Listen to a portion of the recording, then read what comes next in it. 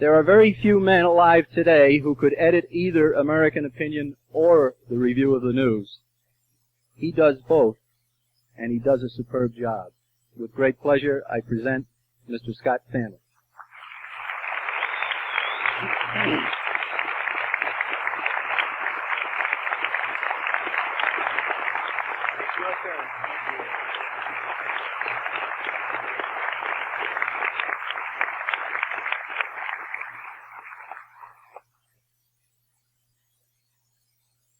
Among the whoopers and shouters of the electronic ignoranti,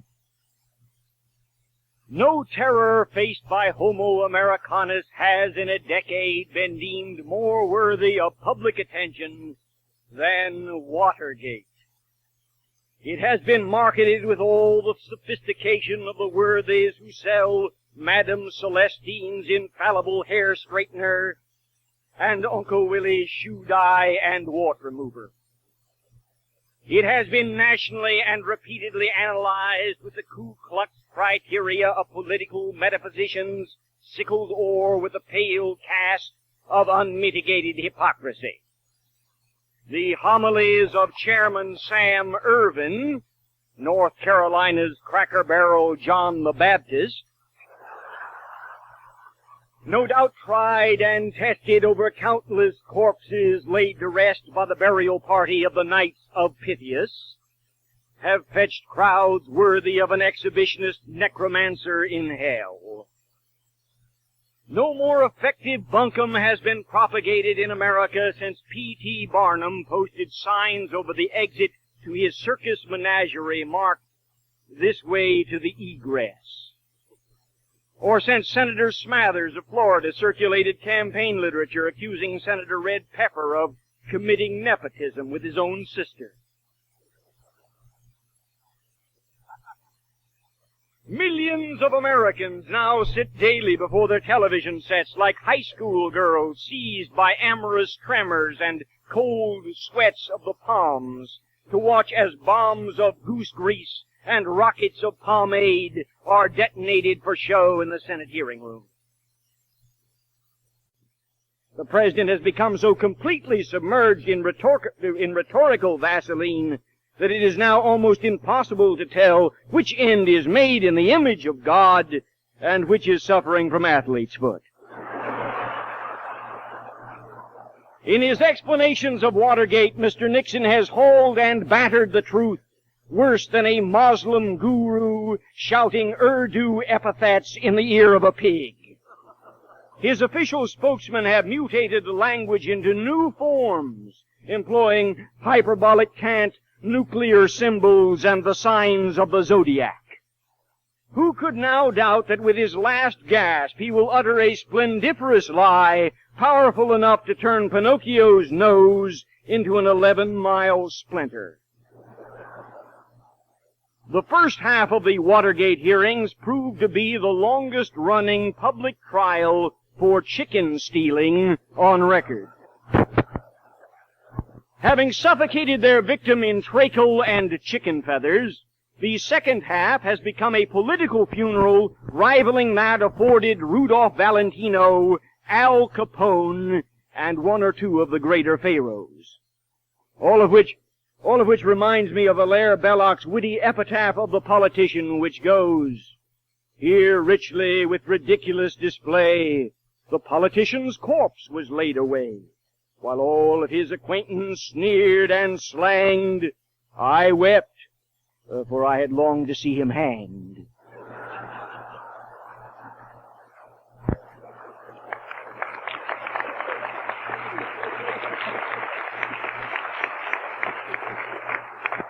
My point is that no man, even a bad president, deserves to be hanged for chicken stealing.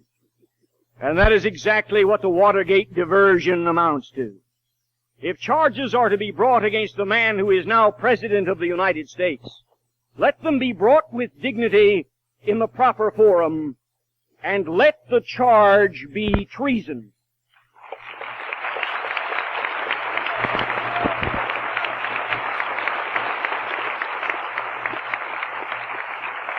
There can be no other description. There can be no other description of the President's formal proposal that key areas of U.S. sovereignty be turned over to the, quote, compulsory jurisdiction of the International Court of Justice, close quotes.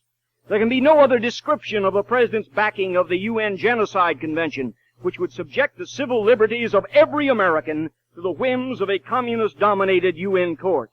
There can be no other explanation, none but an anticipation of a great merger of the United States and the Soviet Union, for the President signing last May in Moscow of an agreement in principle to disarm both countries in favor of a United Nations security force that would give the UN ultimate total control as a world government. It is incredible to contemplate, but our President has actually signed an agreement in principle to give military authority over our country to the communist-dominated United Nations, where the combined populations of over half the voting members do not so much as equal the population of the United States, where almost 1/3 of the voting members, representing less than 1/10 of the world's population, are miserable African satrapies requiring treetop capitals to keep the local poobahs safe from foraging dragon lizards. One shudders at the prospect of being subjected to rule by men like Omar Adil, long Sudan's ambassador to the UN, who was charged in a paternity suit on the day after he delivered an impassioned address to the UN General Assembly on the perils of a population explosion. Or to the dictatorial whims of another UN diplomat who, no doubt longing for the jungle rivers of his native Nigeria, was hauled by police from the Hudson River, where he was found swimming in the nude at 3 a.m. There are over 132 members of the United Nations, more than half with fewer people than live in New York City, each with one vote in the General Assembly equal to our own. 132 members, of whom practically all are anti-American and most are Marxist. These august member nations range from the Maldive Islands, population 110,000, whose chief sources of export revenue are bonito fish and the sale of postage stamps, to Red China, population 700 million, whose chief source of hard currency is illicit heroin pumped into the United States to destroy American youth. Some of these nations, each with a vote in the UN General Assembly equal to our own, are so obscure that simply to locate them on a map requires a 10-power magnifying glass and a PhD in the geography of the obscure. I ask you to think for a moment. Where are Bahrain, Botswana, Burundi, Togo, Tonga, Upper Volta, the capital of which incidentally is Ouagadougou, Gabon, Gambia, Mali, Oman, Rwanda, Sri Lanka, Qatar, Zari, and Chad? And don't you feel secure knowing that such vast, civilized, and important nations have a vote equal to that of the United States in the General Assembly? What these UN members do or don't do affects you, and you must not remain ignorant of their higher civilizations. The peace of the world depends upon it. The very survival of man may depend upon what our UN ambassador says to the UN ambassador from Gabon in some time of international crisis. And far too few of you are taking this matter as seriously as you must, if we are to avoid being incinerated in hurled bonito fish and catapulted coconuts. If you were to pay more attention to your duty as a world citizen, you would know all about the UN member state of Gabon, population 475,000. You would know that it became independent in 1960 under President Léon Mba, its first president, who spent some years in a French prison on charges of cannibalism, having been found guilty of selling human flesh in the local market, reputed to have been his mother-in-law. You could locate Gabon on a map.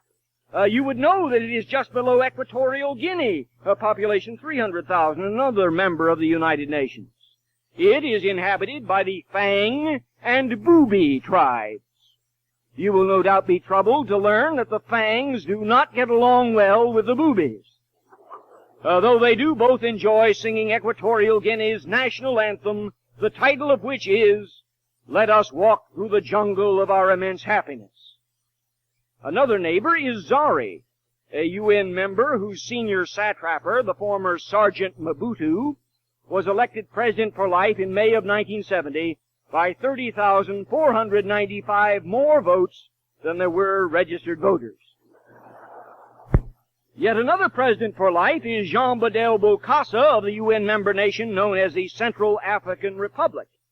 In 1971, Bokassa celebrated Mother's Day by ordering the execution of all men then in his jails for committing crimes against their mothers.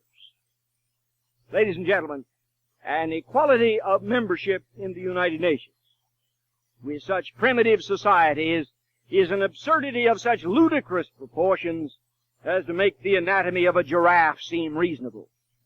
Their leaders go to grandiloquent extremes. The boss of Zari, for example, changed his name from Joe Mobutu to Mobutu Sese Sekou Kiku Negabendu Waza Banga, which, according to Newsweek of May 14, 1973, means Mobutu, the peppery, all-conquering warrior, the rooster who leaves no hen intact.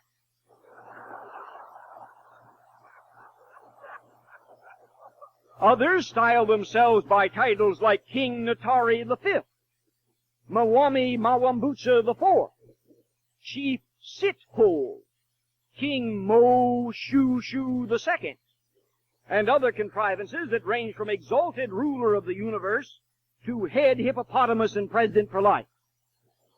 They include diapered gurus given to worshiping cattle while their people starve, goat-keeping date gardeners in bed sheets, night-shirted aborigines with bones in their noses and head and hair teased to the point of terror, three-toed Caribs with thumbs on their feet, and assorted dish-lipped babus from peanut palaces where civilization has not yet risen above the eating of human flesh.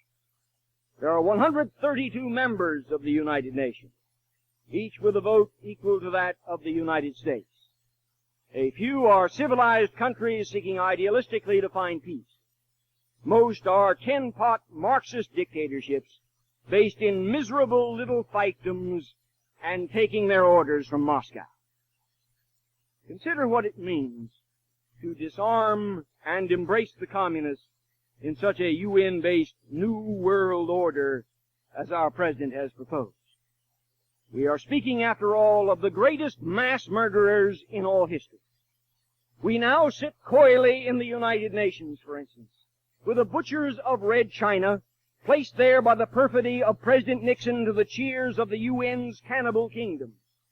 Red China's UN representative, Mr. Huang Hua, now Vice President of the United Nations, was in charge of Mao's brainwashed torture of Allied POWs in the Korean War, 5,000 of whom were murdered at his direction with their arms wired behind their backs.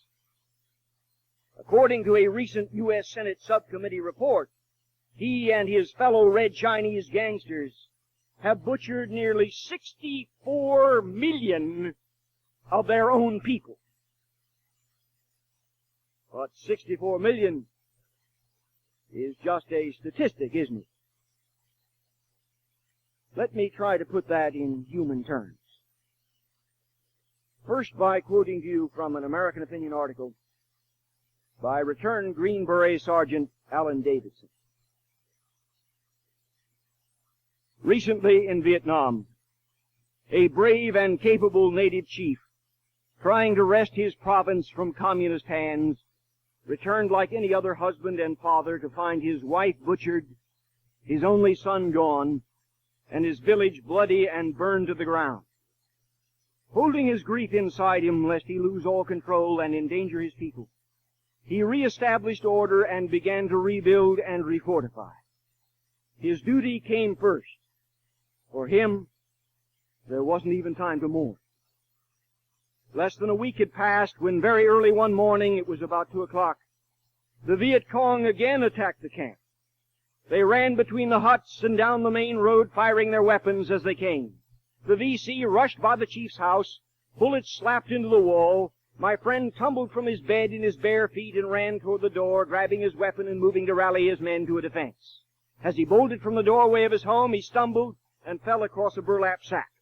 He jumped to his feet, but the Viet Cong had gone as quickly as they had come. The chief reached down and picked up the burlap bag. He opened it and emptied its contents on the ground. And there, on the dirt road, in the flickering light of a burning hut, he looked down upon the dozen or so pieces of what had been his 8-year-old son. The incident was typical. Often I am asked what the communists are really like. I'd like to answer that question now. Wherever we meet them, in Moscow, Panmunjom, Peking, or Hanoi, they are the kind of degenerate animals who would make it a part of their political strategy to deliver the dismembered body of an 8-year-old child to his father in a burlap sack.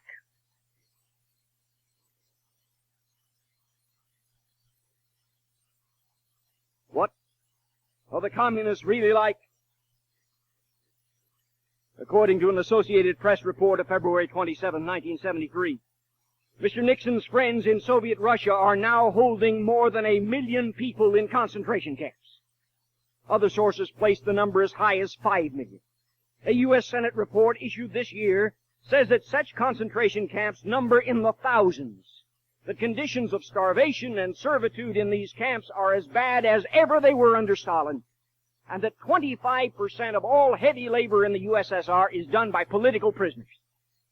The Senate document quotes eyewitness testimony of forced labor in the open at 40 degrees below zero, of cruel medical experiments on slave laborers, of slaves so starved that they cut themselves for blood in which to dip their tiny crusts of bread, of hundreds of women prisoners being crushed by tanks, of nuns stripped nude and dragged through the snow for the crime of praying in the forced labor camps. One of those testifying at the hearings was Abraham Shifrin, who for the crime of being a Jew spent 10 years in a dozen Soviet concentration camps, and who has only recently escaped to the West. Shifrin told from his own experience of how slave labor is today used in Russia to gather raw materials for export. The very raw materials Mr. Nixon is seeking in return for American technology and agricultural products. Shifrin recalls, for instance, one slave laborer who cut off his own hand with an axe and asked another prisoner to put the hand inside a load of lumber destined for shipment to the West. The prisoner said that the severed hand would warn those still living in freedom of the conditions in which lumber is cut under communist slavery. One must count it a double tragedy that no such grisly hand is likely ever to be delivered to Richard M. Nixon, that master of merger through trade, at the White House in Washington, D.C. What are the communists really like? Recently, in a concentration camp in Albania, with which Mr. Nixon is seeking diplomatic relations, a priest was executed for the crime of baptizing an infant. The Reverend Richard Wurmbrand tells of a pastor named Florescu, who was tortured by the communists in Romania with knives, with iron pokers heated till they glowed, who was beaten constantly, who was shut in a cell into which starving rats were driven. Through all of this, the communists demanded that he betray the Christians of his congregation, but he would not. Then they brought to his cell his only son, a boy of 14.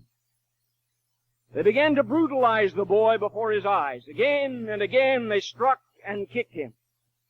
At last, the pastor could no longer endure the sight of his tortured son, and he cried out, "Alexander, I must say what they want. I can't bear this. I cannot watch them destroy you." And the son, a teenager, a mere youth, answered, "I will not have a traitor as a father. Withstand. If they kill me, I will die with the words, 'Jesus and my fatherland.'" And then the communists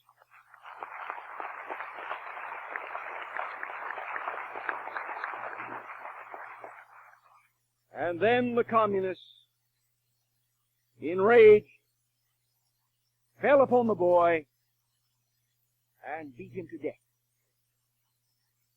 And with blood splattered over the walls of the cell, he died praising God. That father might have been you, or your husband. That 14-year-old boy might have been your son or grandson. And if the John Birch Society is not successful, if the communists take our country, it may be yet. For we are speaking of monsters soaked in the blood of scores of millions of victims. These are those with whom our president toasts and jokes and arranges millions in credits for trade. And these are the monsters to whom he proposes that we subject U.S. sovereignty through the United Nations. For the United States of America, the greatest nation in all history, to sit down in a Byzantine parliament of man with mass murderers and dope pushers and slave masters and pygmies and assassins and pathetic creatures in loincloths only a generation out of the trees, is a crime in itself. For our president to sign an agreement, as he has done, declaring that we will disarm and subject our sovereignty to such a menage of freaks and Satanists, cannot be explained away. And the Watergate diversion cannot be allowed to mask the treason of what is happening.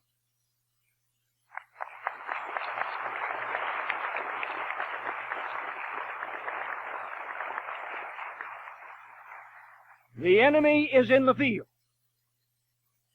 Let us continue to raise the banners of the John Birch Society on the high ground. But let us remember that it is time to attack, and to attack, and to attack, and to attack.